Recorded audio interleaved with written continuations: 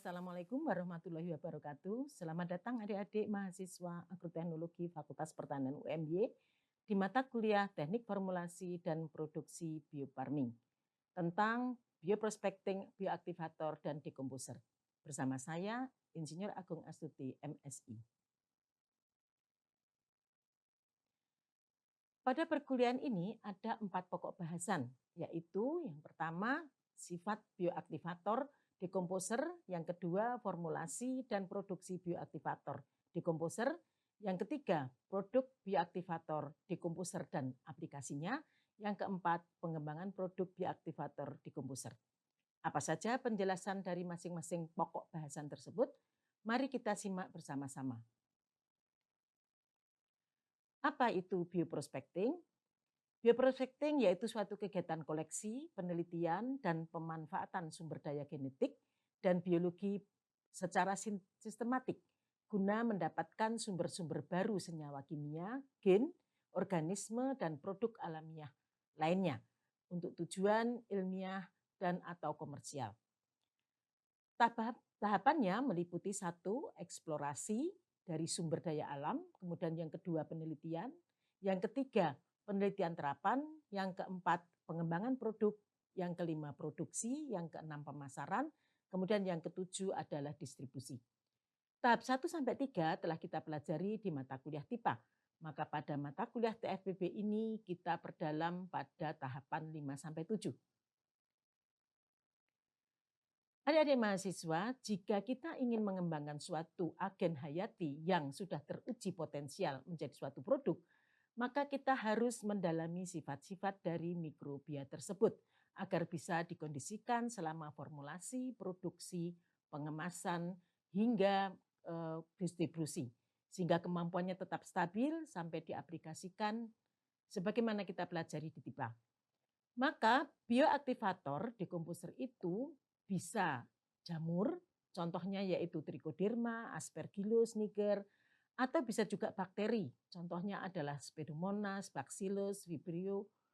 Ada yang bersifat aerob atau anaerob, kemudian sifat gramnya ada yang positif dan negatif, ada yang berspora tidak berspora, ada yang berkapsul tidak berkapsul. Bioaktivator sebelum diaplikasi sebagai dekomposer maka perlu diaktifkan dulu sehingga dibuat starter. Pada proses dekomposisi aerob atau anaerob, ciri keberhasilan dekomposer adalah perubahan suhu. Awalnya akan meningkat dari 40 sampai 60 derajat, kemudian turun hingga normal.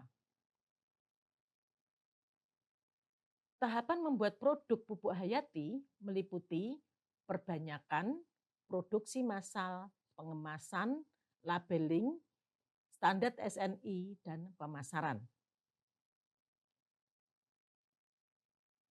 Memformulasi produk bioaktivator dekomposer harus secara bertahap, yaitu mulai dari kultur murni mikrobianya, kemudian diperbanyak ke kultur stok, kemudian baru diformulasi dengan carrier. Bentuk formula bioaktivator dekomposer bisa berbentuk padat, berupa serbuk, dan bisa juga cair. Bahan aktifnya ada yang tunggal, hanya satu macam bakteri atau jamur saja, atau ada juga yang beberapa bakteri, kita sebut majemuk. Bisa dari jamur maupun bakteri. Carrier ada yang menggunakan ekstrak tanah, POC, molase, ekstrak tanah kompos, atau dirahasiakan oleh perusahaan.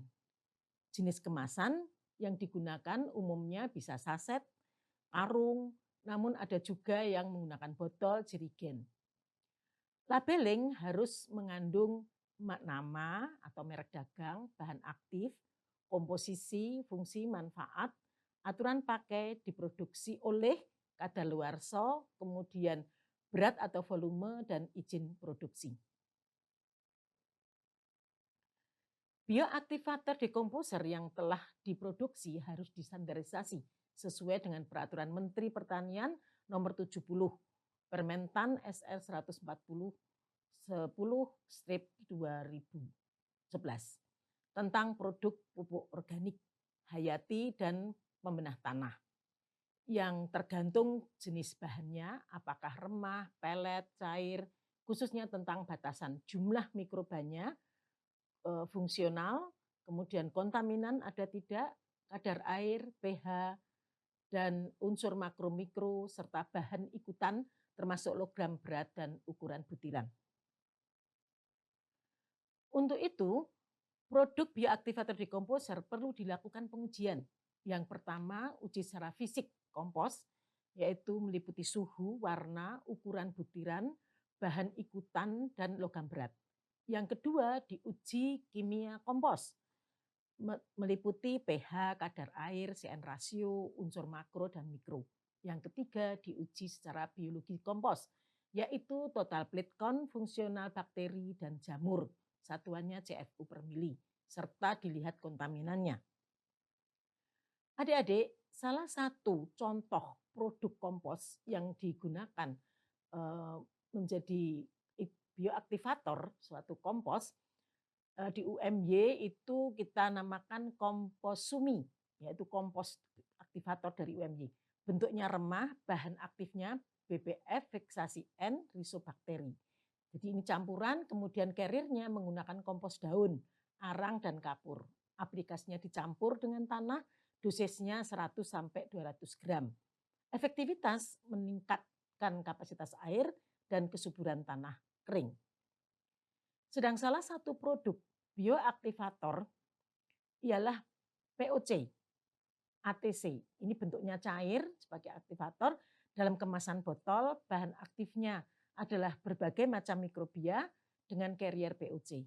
Aplikasinya dikocor dengan dosis 0,5% atau 100 mili per 100 meter persegi. Efektivitasnya menyuburkan tanah dan ramah dengan lingkungan. Adik-adik, banyak produk serupa yang telah beredar di pasaran. Silahkan direview sebagai tugas dari perkuliahan ini ya. Detail tugasnya ada di My Class. Pengembangan produk bioaktivator dekomposer meliputi pengujian berbagai bioaktivator dekomposer. Kemudian bisa juga isolasi dan karakterisasi mikroba dekomposer indigenous. Atau bisa substitusi berbagai bahan organik dalam pengomposan. Adik-adik semuanya, demikianlah kuliah hari ini. Semoga menjadi ilmu yang bermanfaat. Assalamualaikum warahmatullahi wabarakatuh.